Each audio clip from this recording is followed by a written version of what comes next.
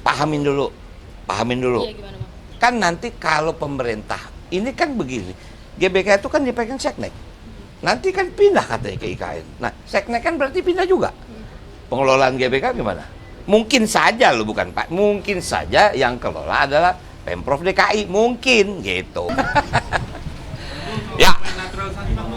Oke. Artinya begini, kalau saya nggak ngedukung, nggak diresmiin naturalisasi. Cuman memang proses naturalisasi itu harus ada mekanismenya, nggak harus langsung diterima. Dan naturalisasi itu diperlukan karena memang kita memerlukan menghadapi event yang lebih tinggi. Cuman memang waktu itu saya memberikan catatan, tolong tetap dong anak-anak kita jangan putus. Apa namanya untuk juniornya kan. Alhamdulillah sekarang 17 bagus, 20 bagus. Itu sebetulnya adalah cikal bakal dari naturalisasi yang memang diciptakan. Yang luar biasa sebetulnya anak-anak naturalisasi ini kecintaan dia terhadap Indonesia jauh lebih hebat.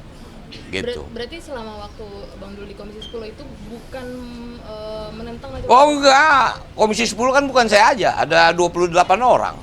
Kita kan wawancara semua. Artinya kalau proses naturalisasi itu kan di Komisi 1. Produknya itu Komisi 1. Kita ini hanya dijadikan masukan bahwa karena komponen ini masuk di olahraga, kita ada di situ. Dan kita harus tahu betul supaya tidak menjadi salah, jangan sampai setelah dia menjadi warga negara tiba-tiba mungkin dia pindah. Kan itu repot juga bagi kita kan. Gitu, itu aja intinya sebetulnya. Oh iya dong, memang masih diperlukan, kita lihat aja. Artinya itu menjadi satu kenyataan dan sekarang ini diikuti oleh negara lain loh. Vietnam, Malaysia, udah naturalisasi semuanya kan. Nah kita mendapat satu berkah bahwa anak-anak kita jauh lebih banyak daripada mereka. Misal Singapura juga naturalisasi, Malaysia, Vietnam gitu kan. Cuman Indonesia lebih banyak, kita ada di Jerman, kita ada di Belanda gitu. Jadi menurut Bang Dul harus ada pembatasan nggak sih? Pembatasan apa? Pemain-pemain naturalisasi yang ditanggung. Gini, kalau naturalisasi kan intinya menjadi warga negara. Mungkin sekarang masalah sepak bola, tapi kita juga ngurusin basket loh. Waktu FIBA itu kejuaraan dunia, naturalisasi juga orang Amerika.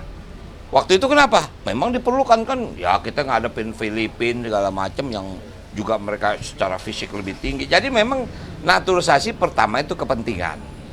Cuman yang kedua adalah betul-betul menjadi pilihan supaya kewarganegaraan yang sudah dikeluarkan itu tidak menjadi percuma. Inti seperti itu. Ketika Anda terpilih sebagai wakil gubernur, saya akan lebih membuat pembinaan anak-anak jauh lebih bagus daripada yang apa yang sekarang. Karena nggak mungkin kita bisa mendapatkan hasil yang baik tanpa kita menanam dari kecil. Itu filosofinya. Ini saya di kaos ini namanya MBFA nih.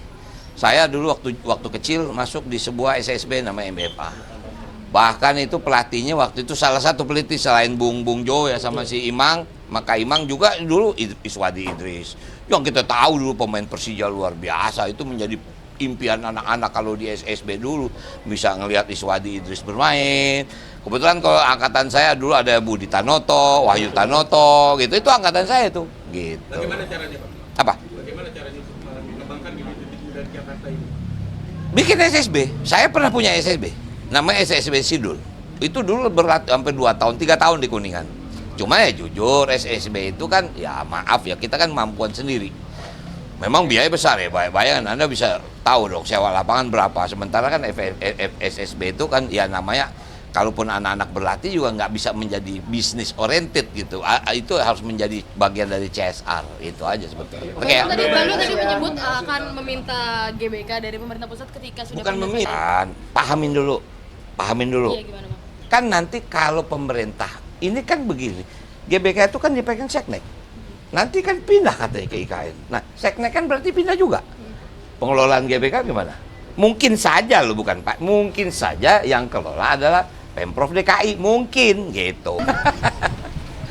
Ya. Oke.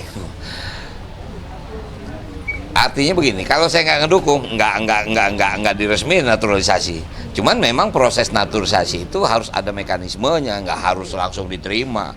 Dan naturalisasi itu diperlukan karena memang kita memerlukan menghadapi event yang lebih tinggi.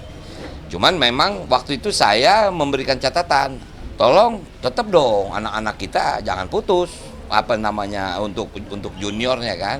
Alhamdulillah sekarang 17 bagus, 20 bagus. Itu sebetulnya adalah cikal bakal dari naturalisasi yang memang ciptakan. Yang luar biasa sebetulnya anak-anak naturalisasi ini kecintaan dia terhadap Indonesia jauh lebih hebat.